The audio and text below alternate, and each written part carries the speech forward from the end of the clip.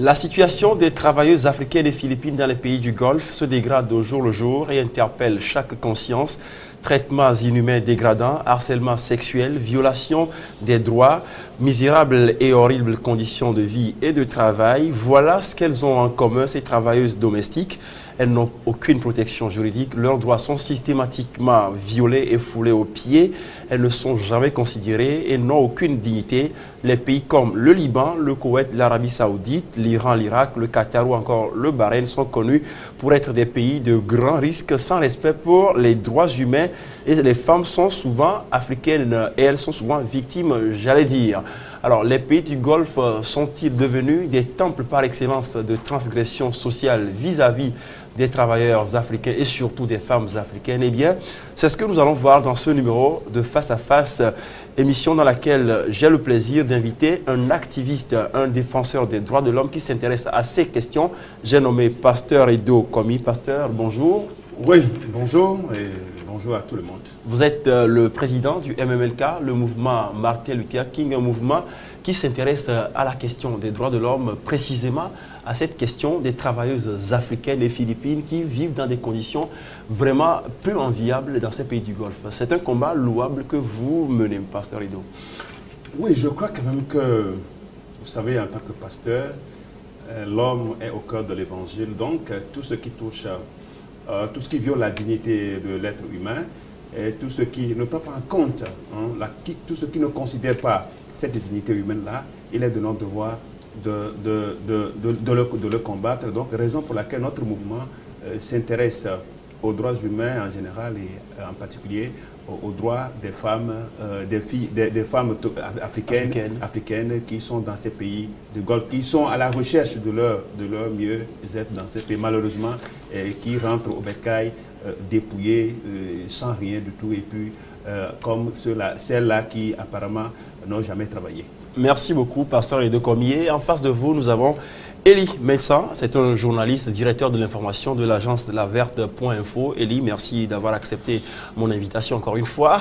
Merci, c'est toujours un plaisir de venir dans votre émission, mais aussi ça fait plaisir de partager le plateau avec le pasteur Edo Komi, que je félicite quand même au passage. Et je rappelle que votre agence s'intéresse beaucoup aussi à la question du développement durable. Hein. C'est cela, parce qu'aujourd'hui, l'homme est au cœur de tout développement. Et donc, le développement durable qui prend en compte le volet économique, social et le volet de la gouvernance. Et donc, nous nous intéressons à ces questions de protection de l'environnement aussi. Et c'est pour cela que nous nous sommes dit que ce débat nous intéresse à un plus haut point. Merci beaucoup. Alors, il y a deux cas qui nous interpellent. D'abord, celui de Mbayang Diop, cette Sénégalaise qui est accusée d'avoir assassiné sa patronne au Liban. Elle a été, on va dire, envoyée dans une prison au Bahreïn. C'est bien cela, Pasteur Edo. Et il y a aussi le cas de la Togolaise Chitou Fawzatou Laye. C'est donc une Togolaise qui travaille aussi au Bahreïn ou au Liban, au Bahreïn plutôt, voilà, qui pour avoir réclamé son dû, son salaire, a été foutu en prison. Mais bien avant cela, j'aimerais que nous nous intéressions un tout petit peu à l'actualité parce que depuis ce mardi est organisé à Lomé un atelier national sur la migration professionnelle.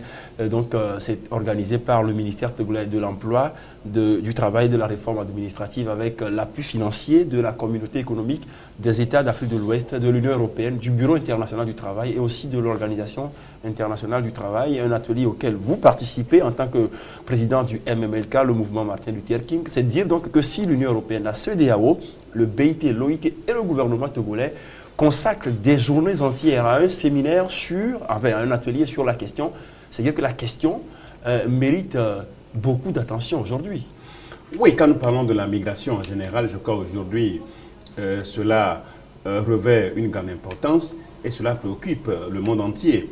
Bon, donc, pour nous, d'abord, c'est une joie pour nous, une fierté pour nous qu'aujourd'hui, le gouvernement et les partenaires se prononcent ouvertement sur le sujet avec cet atelier qui est ouvert hier, donc qui est ouvert ce mardi et qui finit le vendredi. Donc c'est pour dire qu'une attention particulière est donnée à ce sujet Et ce qui se fait à cet atelier, jusqu'à ce que nous parvenions à la validation d'une politique, durable sur la migration professionnelle, est de taille parce que avec les consultants, les experts qui sont là, je crois qu'il y a beaucoup de choses. Et surtout, au cœur de cet atelier, il y a l'épineux problème des travailleuses africaines, parce que nous disons la migration, le phénomène a une dimension transversale. Donc ce n'est plus question du Togo seul, mais c'est un phénomène qui est sous-régional, qui est continental. Et nous-mêmes, au cours même de cet atelier, il est question de dire que l'Union africaine aura donc son mot à dire, parce qu'il y a les Éthiopiennes, il y a les Malgaches, il y a les Béninoises, et un peu partout. Donc je crois que le phénomène revêt une importance capitale. Donc cet atelier est bienvenu. Et pour nous, c'est ce que nous avons toujours crié depuis que nous crions sur ce sujet. On a l'impression que le gouvernement ne nous écoute pas, mais depuis ce jour-là, j'ai compris quand même que le gouvernement est en train de prendre certaines mesures. C'est tard, même si l'initiative est venue tardivement, nous saluons cela. Et nous espérons et surtout qu'on dit qu'il n'est jamais trop tard pour bien faire. Pour bien faire. Et voilà. nous espérons que les travaux qui vont sortir de cet atelier, ces recommandations, ne vont pas rester dans les tiroirs, mais très rapidement nous passerons à l'étape d'application qui pourra permettre de doter qui ait des instruments juridiques qui puissent encadrer tout ça là. Qui puissent encadrer tout ça. Très bien. Alors c'est déjà, Elie, maintenant, on va dire une très bonne démarche de la part du gouvernement que d'organiser un atelier national sur la question de la migration professionnelle avec en trame de fond la question des conditions de travail, on va dire, de vie des travailleuses domestiques dans ces pays-là. Un séminaire, un atelier qui est accompagné financièrement par la CEDEAO, l'Union européenne, le BIT et l'OIT. Il faut quand même saluer cet effort du gouvernement togolais. C'est-à-dire que le gouvernement est bien conscient aujourd'hui qu'il faut prendre à bras le corps ce problème-là, que les organisations de la défense des droits de l'homme ont beaucoup, en tout cas sur laquelle ils ont beaucoup insisté ces derniers temps. C'est cela, parce qu'il faut dire que la question des migrations est même consacrée par la Déclaration universelle des droits de l'homme à son article 13. Et donc il faut dire que c'est un phénomène qui date de très longtemps. Et c'est pour cela qu'aujourd'hui c'est un problème actuel qu'il va falloir définir des contours, n'est-ce pas, à la migration. Et c'est une nécessité pour nos gouvernants également d'encadrer la migration. Et c'est pour cela qu'il est essentiel que des mesures structurelles et opérationnelles soient mises en œuvre pour que la migration se passe en toute sérénité pour ne pas compromettre le devenir de la jeunesse africaine. Très bien. Alors, pasteur, je voudrais que nous continuions. Encore un mot sur cet atelier. À terme, qu'est-ce qui est attendu de cette rencontre? Alors, ce qui est attendu, c'est que le phénomène, vous comprenez, vous convenez avec moi que le phénomène part du pays d'origine pour pays d'accueil, le pays de destination. Donc, il y a des mesures qui doivent être prises par le pays d'origine et par régler le problème en amont et en aval. Et puis en aval. Et voilà. Surtout que la plupart de ces pays ont ratifié les conventions internationales de l'OIT, de l'Organisation internationale du travail. Et cela, la question qui se pose maintenant, c'est l'application de toutes ces conventions. Et malheureusement que dans ces pays-là, ces pays ne sont pas des pays de droit, c'est des pays pétroliers qui sont riches. Et nous, souvent, ce qui nous fait mal, c'est le fait que la communauté internationale ne se préoccupe pas trop par la violation des droits de l'homme dans ces pays, mais plutôt c'est nous les pays on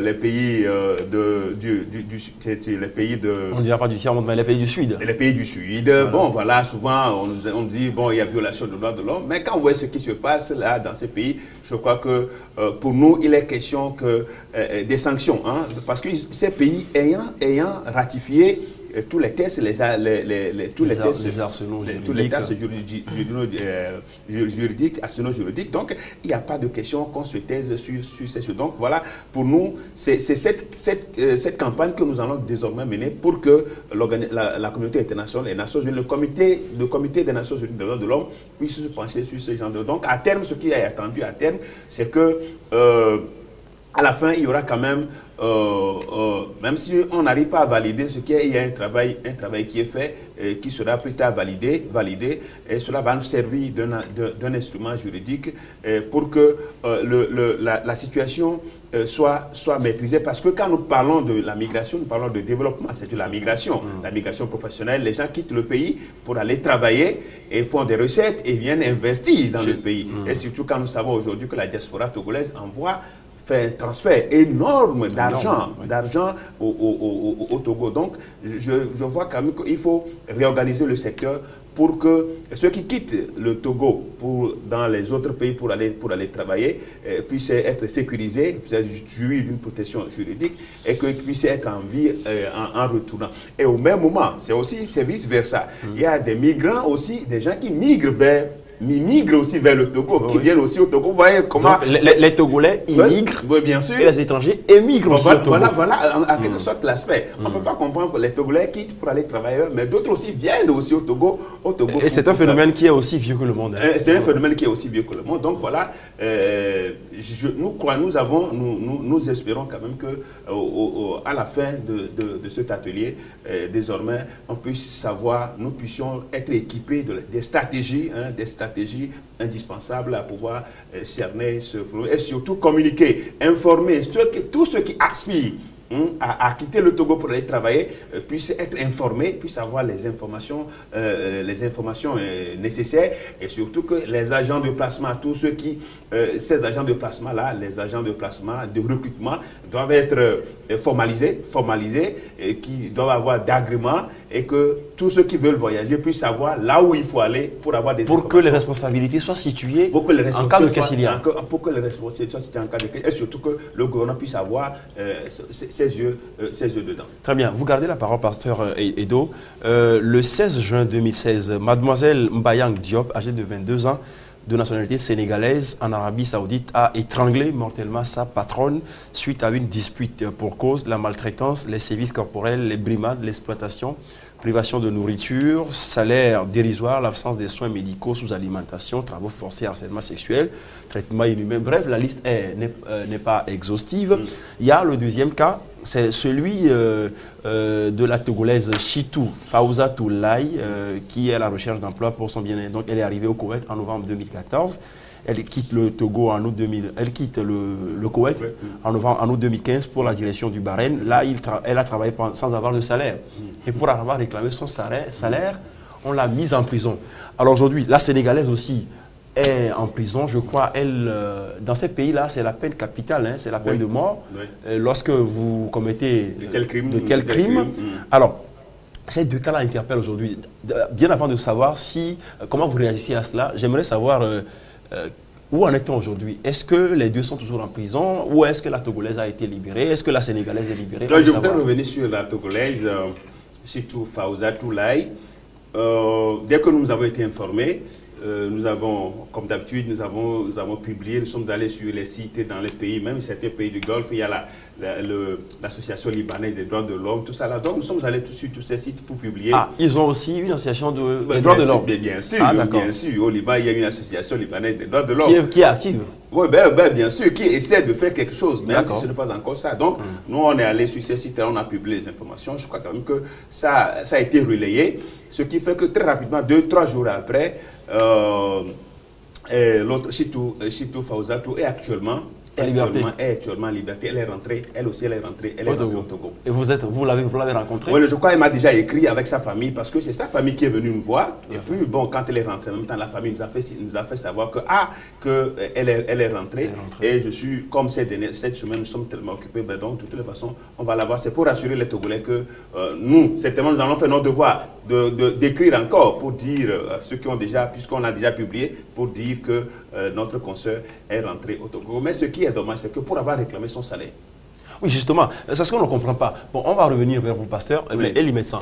On a comme impression finalement que dans ces pays-là, oui, c'est vrai que un meurtre, un homicide est puni par la loi, ça, on ne peut pas dire le contraire, mais on a comme impression finalement que dans ces pays, lorsque les Africains travaillent dans des conditions qu'on a décrites tout à l'heure et que tout le monde sait, il n'y a pas de souci, elles peuvent en mourir, rien ne poursuit les bourreaux ou ceux qui les ont maltraités, mais quand ce sont elles qui commettent, on va dire, des fautes graves comme le meurtre, par exemple, là, on connaît la rigueur de la loi. Je crois que nous sommes devant une situation qui mérite que des réflexions se fassent, et davantage. Et même avant d'en arriver à votre conclusion tout à l'heure, il faut situer les responsabilités, sinon les raisons. Oui, on va en parler. Les causes, voilà, les motivations. Les motivations, oui, et on va en parce parler. que lorsque la mort et les sévices, tels que décrits tout à l'heure par le pasteur et puis vous ensuite, si ça ne dissuade pas, vous comprenez que dans la tête de la jeunesse africaine, il y a un problème. Il y a un problème à l'intérieur de nos pays.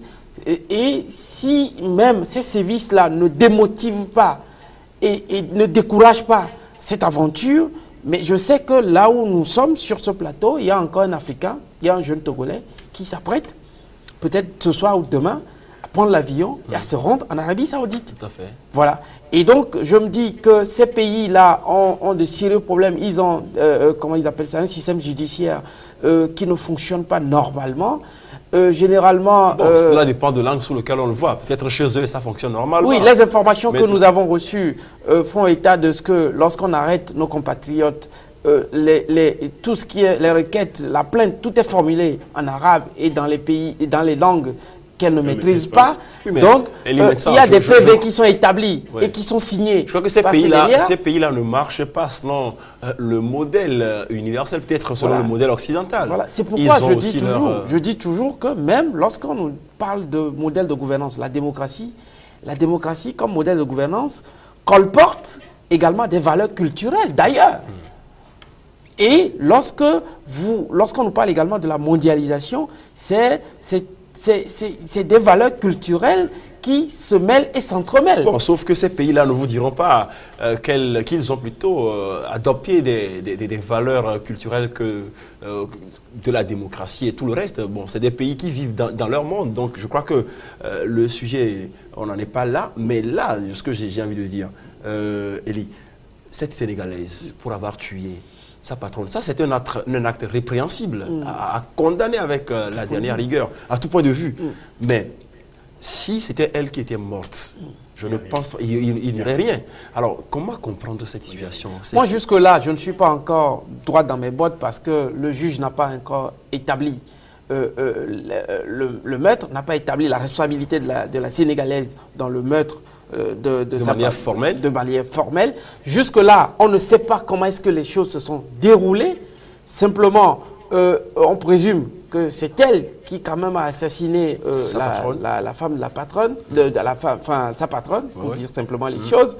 Mais je crois que ce qui se passe généralement, paraît-il que comme les choses se passent souvent dans des langues qu'elles ne comprennent pas, ça va tellement vite, elles sont détenues au secret. Elles sont privées de nourriture, ce qui les rend fragiles, et elles vont signer des déclarations ou bien elles vont accepter quand même leur culpabilité.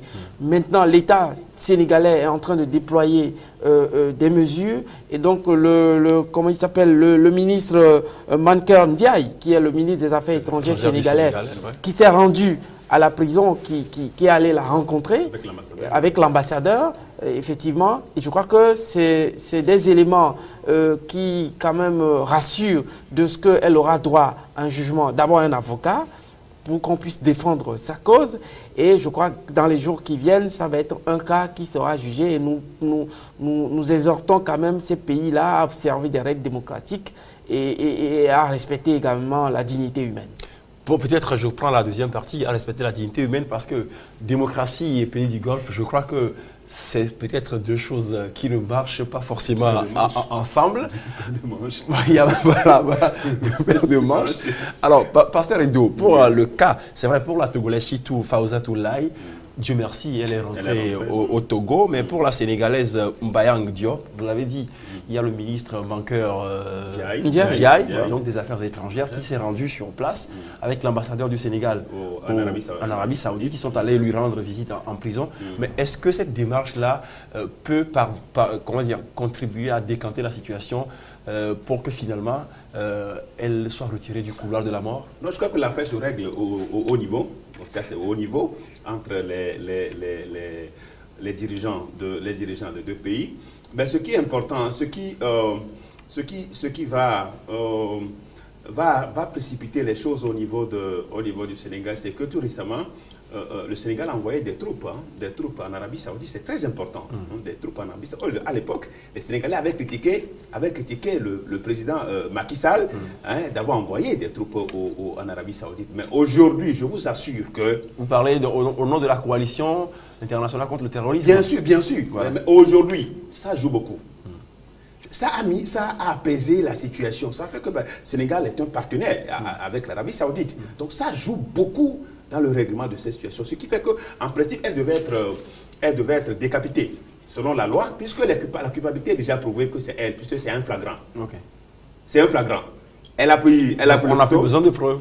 Il faut le juge également doit pouvoir mais quand c'est un flagrant établir les intentions. C'est un flagrant qui a été... Oui, voilà, c'est vrai, il y a aussi les intentions. Mais si c'est une légitime défense, mais pour ce qui est de l'acte, elle est reconnue coupable. Elle est reconnue. Mais les motivations, je crois que voilà. Les motivations, en fait, quand on lui a rendu, quand l'ambassadeur, le ministre des Affaires étrangères, l'ambassadeur lui a rendu visite en prison, elle a laissé entendre que c'est parce que elle en avait de trop. Donc on peut dire, c'est vrai que c'est un peu excessif ce que je vais dire, mais on peut parler d'une sorte ou une espèce de légitime défense. Oui, bon. Même si c'est un peu excessif. C'est excessif, mais je reconnais. La fille a dit qu'elle en avait de trop. Parce qu'elle ne pouvait plus supporter les traitements inhumains, la privation de nourriture, les insultes, les sévices corporels, les sévices... Et puis, pasteur, je vous ai suivi sur une radio de la place où vous disiez que sur 24 heures que compte la journée, ces travailleuses-là doivent bosser pendant 16 heures au moins. En plus, même, il y a plus de 16 heures de travail. Et à la fin, il n'y a pas de salaire. Mais quel salaire y a-t-il? Mais si on vous fait déplacer de maison en maison, vous travaillez ici, vous travaillez dans une autre maison, on vous envoie dans une autre maison, et c'est ce que vous allez faire durant toute la journée. Donc les gens vont au lit, par exemple, à 2 h du matin, et déjà à 6 h, et déjà à 7 h, 6 h, ils sont déjà debout. Donc je crois que c'est de l'esclavage moderne, l'esclavage des temps modernes. Maintenant, je disais que la fille a échappé à la décapitation, c'est ça, elle a échappé à la décapitation. Maintenant, elle est dans le couloir de la mort pour être exécutée selon la loi, la loi de l'Arabie Saoudite. Mais je crois quand même que avec les négociations qui sont en train d'être faites et la mobilisation de tout le Sénégal, voilà l'aspect qui est très important à souligner. Parce que nous, au Togo, je crois qu'il y a des citoyens qui ont été victimes de beaucoup de choses. Mais voilà quelqu'un qui a commis un crime de ce type, de ce degré, mais qui est soutenu par son pays. Oui, mais pasteur Edo, dans le même temps, je pose la question plutôt à Elie Messan.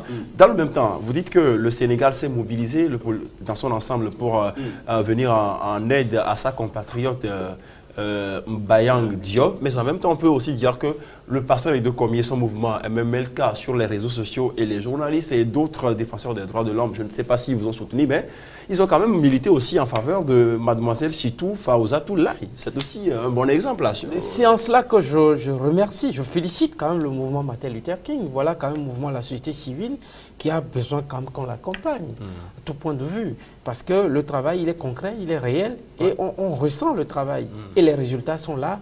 Mademoiselle Chitou Fawzatou Laye, elle est rentrée au pays. Donc voilà des résultats que nous avons concrètement. Mais je voudrais ajouter un élément parce que selon les dépêches des agences de presse que nous avons, qui nous sont parvenues à la verte, il y a de sérieuses inquiétudes à notre niveau. Il y a des éléments qui nous inquiètent parce que le système judiciaire dans les pays du Golfe ne sont pas ceux que nous connaissons sous nos cieux. Et je crois que les jours qui viennent vont voir une forte diplomatie se déployer, mais la diplomatie ne va pas faire ombrage à la justice. Je crois que nous sommes devant un cas qui mérite d'être jugé, mais jugé avec des instruments juridiques en respect, en rapport avec les tests à l'international. Et en tenant compte aussi des circonstances dans lesquelles ce meurtre-là, même s'il est condamnable, est intervenu. Et vous dire également qu'en ce moment, il y a des milliers de jeunes qui croupissent dans des chambres enfermées dans les pays du Golfe, qui n'ont pas de voix. Et c'est l'occasion pour nos États de se plancher, parce que lorsqu'on forme des gouvernements chez nous, les problèmes actuels font qu'on doit aller vers des ministères qui s'occupent réellement de ces problèmes. Nous devons avoir des ministères qui s'occupent des problèmes de migration. Et c'est absolument important pour nous. Je pense que nous devons faire des efforts, nos gouvernements doivent faire des efforts dans ce sens-là. Absolument. Absolument. Je signale que depuis Jérusalem, où le ministre Robert Doucet, le ministre togolais des Affaires étrangères, séjourne, ça il faut le dire, je crois quand même qu'il a accordé une attention particulière à ce sujet. Et depuis Jérusalem, il nous a fait signe, quand même au niveau du mouvement maternité qui suit la situation de près. Même le cas de... Je suis en train de voir, parce que je ne l'ai pas écrit ces 2 jours, mais je crois quand même que dès qu'il a reçu la dépêche de notre compatriote Chitou, au Bahreïn, je crois quand même qu'il y a une action qui aurait été faite rapidement, puisqu'il m'a rassuré qu'il a suivi le dépêche et il va agir. Donc c'est le moment quand même de dire que pour ce cas précis et pour d'autres cas, le ministère des Affaires étrangères essaie d'agir, mais seulement c'est la lenteur, il faut reconnaître la lenteur administrative. Donc avec cette politique pour cette politique de la migration professionnelle, ça va relancer certainement des choses. Et je crois quand même que l'autre aspect qui est très important qu'il a souligné tout à l'heure, c'est le fait que dans ces pays du Golfe, on ne peut pas les laisser agir impunément. Voilà qu'une domestique qui a tué la patronne et est sur le point d'être exécutée. Par contre, des milliers de nos compatriotes africains ont été déjà exécutés, ont été tués, ont été assassinés, ont connu la mort dans des conditions troubles, dans des conditions qui ne sont pas normales. Mais rien n'a été dit. Donc c'est dire que c'est comme si la vie des Africains n'est pas prise en compte et que c'est seul la vie des Arabes qui est considérée. Donc, à ce niveau précis, il va falloir parce qu'il arrive des moments où ces pays du Golfe, voulant siéger dans les institutions de l'ONU, demandent quand même le soutien que les États africains puissent les accompagner. Bon, donc, c'est le moment de privilégier les couloirs diplomatiques pour que ces pays sachent qu'ils ont besoin. Ils ont besoin des domestiques et qu'ils doivent les traiter comme cela. Puisque ces domestiques font presque tout.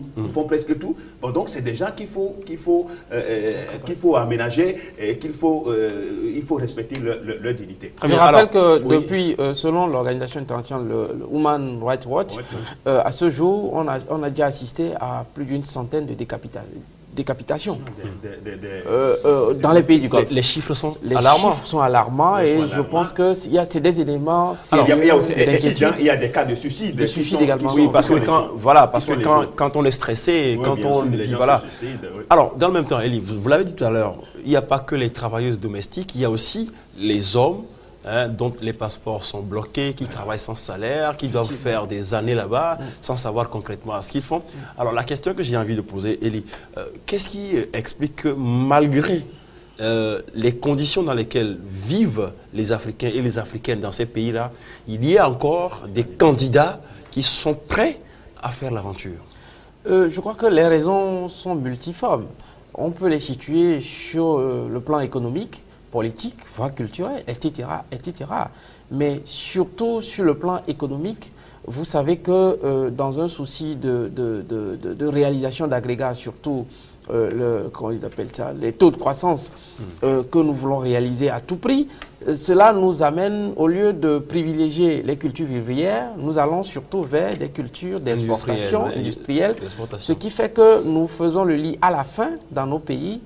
Il y a également, au niveau de notre agence, nous appelons la surexploitation minière, comme le cas de Wassem, où des gens voient des ressources du sous-sol de leur milieu exploitées, surexploitées, mais dont les retombées, voilà. Donc ne voilà, profitent pas. Ne profitent pas directement, mais les terres sont occupées. Il y a également l'injustice sociale qui est là. On voit quand même une minorité qui mène quand même un train de vie insolent, voilà, qui quand même désole le commun des mortels. Ce qui fait que c'est un cocktail. Il y a également le chômage qui sont là.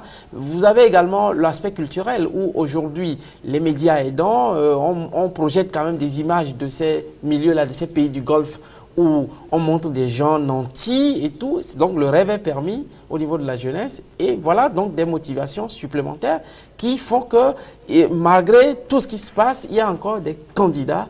Malgré tout ce qui se passe, les sévices que les gens subissent là-bas, ça ne dissuade pas les velléités à aller dans ces pays-là.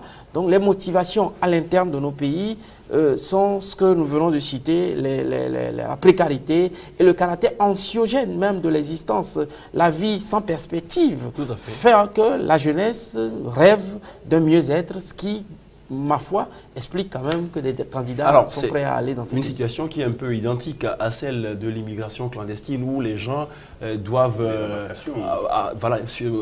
faire des embarcations de fortune sur des mers avec tout ce que cela comporte comme risque. Mais je voudrais qu'on parle du cas des pays du Golfe parce que là, on n'y va pas par bateau, à ce que je sache. On y va par avion. Et on a vu aussi dans des reportages sur certaines chaînes de télévision des Malgaches qui sont allés dans ces pays du Golfe par avion, mais dont les cercueils sont revenus au pays d'origine après. Antananarivo. Alors aujourd'hui, je crois que le problème, pour le régler, il le faut en amont comme en aval. Maintenant, d'abord en aval, c'est-à-dire dans ces pays de destination, dans ces pays d'accueil-là. Lorsque ces cas-là se produisent, vous l'avez dit, c'est vrai, vous avez parlé de ces recruteurs. Bien sûr. Voilà. Que faut-il faire concrètement? Parce que déjà, en attendant de trouver des formules, des stratégies qui dissuadent ces candidats à cette immigration très périlleuse, qu'est-ce qu'il faut faire du cas de ceux qui vivent là-bas et qui sont dans des situations pareilles? Non, ceux qui vivent dans ces pays-là, ce qu'il y a lieu de faire aujourd'hui, c'est que il faut quand même qu'on revoie, parce qu'il y a des accords bilatéraux entre les pays, ces accords doivent être revus, doivent être respectés. Et c'est là où le problème, en aval, comme vous le dites, là où le bas blesse, c'est que ces gens ne sont pas prêts à respecter les droits humains. Et ça pose problème. Mais si en amont, dans les pays d'origine, il y a le truc, la migration est organisée, est ordonnée, bon, cela va faire de telle sorte que tous ceux qui sont candidats à l'immigration puissent s'organiser, puissent être ordonnés, réglementés. Il faut réglementer comment on l'appelle, cette migration-là. Et si c'est ordonné, cela fait que, bon, donc, on sait où vous allez. Je crois que c'est ça les informations-là qui manquent. Il faut que cette traçabilité. Bien sûr, pour qu'il y ait la traçabilité. Donc, dès qu'il y a ce genre de choses-là, je crois quand même que quelqu'un qui quitte le Togo, on sait là où il va. Et toute l'administration diplomatique est en marche. Et cela va permettre à réduire. Et cela met aussi ces immigrés ou ces émigrés-là, cela les met en sécurité. Oui, bien sûr, ils sont en sécurité. Alors, Elie, c'est vrai, on le voit dans des quartiers à Lomé. Personnellement, je l'ai vu aussi, des gens qui vous disent, bon voilà, est-ce que vous avez une cousine, vous avez une sœur, nous avons des opportunités d'emploi ou de travail pour elle, au Liban, au Koweït, au Qatar surtout. Mais parfois, la mayonnaise prend. Ces femmes-là ou ces filles espèrent avoir du miel, mais c'est sur place que le miel se transforme pour elles en fiel. Alors aujourd'hui, encore une fois, que faut-il faire pour dissuader nos sœurs de s'embarquer dans une aventure dont l'issue est déjà connue et qui est peut-être la mort, qui est peut-être la souffrance? Je crois que c'est ce que nous sommes en train de faire en ce moment. D'abord, nous allons dissuader à travers des sensibilisations, en portant l'information au grand public. Et ce qui se passe et ce qui est dangereux dans un contexte de crise économique internationale et de terrorisme, je crois que nos gouvernements doivent davantage prendre des dispositions pour contrôler ces formes de migration. Parce qu'un jeune qui va dans les pays du Golfe, vous ne savez pas le lavage de cerveau qui lui a été fait, il retourne. Et je crois que c'est extrêmement dangereux qu'on ne contrôle pas, qu'on n'établisse pas un cadre de vérification, de traçabilité de cette forme de migration. Je crois que dans un contexte de terrorisme où Boko Haram sévit extrêmement, surtout que nous réunissons... Il n'y a pas que Boko Haram, il y a l'État islamique par exemple. L'État islamique, bon, comme il est plus proche de nous, le Boko Haram, je crois que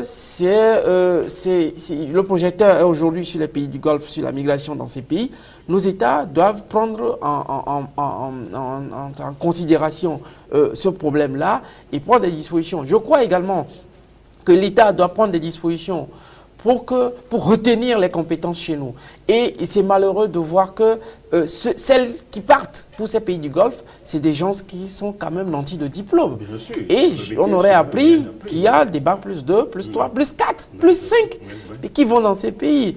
Qu'est-ce qu'on fait de ces ressources-là? Il faut créer les conditions il faut pour créer absorber. les conditions pour quand même utiliser cette main-d'œuvre-là pour quand même ces cerveaux-là sur place, localement. Et il faut créer les conditions, il faut créer des emplois, il faut permettre à ce qu'on ait un réseau bancaire qui croit en la jeunesse, qui croit au projet de la jeunesse, qui propose des moyens à cette jeunesse-là pour qu'elle puisse avoir des perspectives meilleures chez elle. Très bien. Pasteur, ce que vous avez appelé les recruteurs, c'est vrai qu'on parle également parfois de l'esclavage sexuel auquel sont soumises systématiquement ces femmes-là une fois arrivées à destination. Alors j'aimerais dire, c'est un réseau, ça va être un réseau, d'accord, de prosélytes. Oui, c'est un réseau. Alors comment fait-on pour démanteler ce réseau-là? Oui, ce réseau, moi je crois quand même que nous qui travaillons sur le sujet, cela nous permet, parce que souvent les sœurs qui sont de l'autre côté arrivent quand même à nous donner la position, à nous donner les contacts. Donc des informations, des renseignements. Des renseignements sur tout cela, que nous n'allons pas divulguer ici sur non, pas du tout. Cette télévision. Mais ce qui est, c'est que je présume que ce que l'autre, Elie a dit quelque chose de très important. En France, on ne peut pas permettre à un Français de quitter, d'aller vers les pays du Golfe sans qu'on le suive, on suive où il va. Oui, mais pasteur, je vais prendre le contre-pied de ce que vous dites. On a vu de jeunes Français qui ont quitté le territoire français. Ont été suivis, ont été déjà suivis. Mais en même temps, il y a des Français qui ont la vigilance, la vigilance. Oui, mais voilà, qui ont échappé à la vigilance, qui sont allés en Syrie, en Irak, qui sont revenus et qui sont devenus de véritables bombes humaines qui ont explosé en France. C'est vrai que c'est les filles qui y vont. Mais en matière de terrorisme, les filles sont devenues plus sophistiquées. Oui, ce que je dis, c'est que est-ce que les États peuvent vraiment contrôler cela? Parce que même si en France, il faut faire des efforts pour contrôler, surtout pour retenir ces compétences-là, essayer de créer ici, dans le pays, des conditions d'emploi, créer des cas d'emploi pour retenir ces gens-là, ces filles-là, pour que c'est vrai qu'on ne peut pas, le Togo ne peut pas continuer à vivre en bascule parce qu'aujourd'hui c'est la mondialisation. Il faut aller monnayer les temps ailleurs, mais quand même, il faut qu'on espère quand même, quand vous y allez, vous revenez, que les gens ne reviennent pas avec des cadavres, qu'on ne revienne pas malades, qu'on ne revienne pas anormaux, insensés. Alors, parce que le temps est contre nous, mais j'ai une dernière question, et ça c'est sur un cas concret, concret que l'on vit présentement. Il s'agit d'une Togolaise aussi qui a vécu dans un de ces pays du Golfe et qui est rentrée aujourd'hui, en tout cas pas aujourd'hui, mais qui est rentrée présentement à Lomé, en dehors de Chitou, Fazaoutoulaye, et qui est, je crois, même crié sur une radio de la place dans la semaine. Qu'en est-il concrètement? Moi, je crois que nous avons été séparés. Nous descendions de cette radio-là, et quand nous avons rencontré cette fille-là, qui nous a raconté sa mésaventure. Elle venait juste d'arriver de la prison de Liban.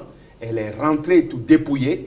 Et tout ce qu'elle avait pour aller, au moins sa valise, ses habits. Tout lui a été pris. Tout lui a été pris. De la prison, immédiatement, on l'a amenée à l'aéroport, menotté, on l'a mis dans l'aéroport avec son passeport, et puis elle est rentrée. Et quand vous suivez son témoignage, c'est-à-dire que ceux qui sont dans les pays du Golfe, je crois qu'ils ont quand même un train de vie qui animalise, qui animalise les autres êtres humains. Et je crois que c'est déplorable. Et en cela, l'Organisation des Nations Unies, le Comité international des Nations Unies et d'autres associations, Human Rights, Amnesty International, ensemble, il faut qu'on voit la situation dans ces pays.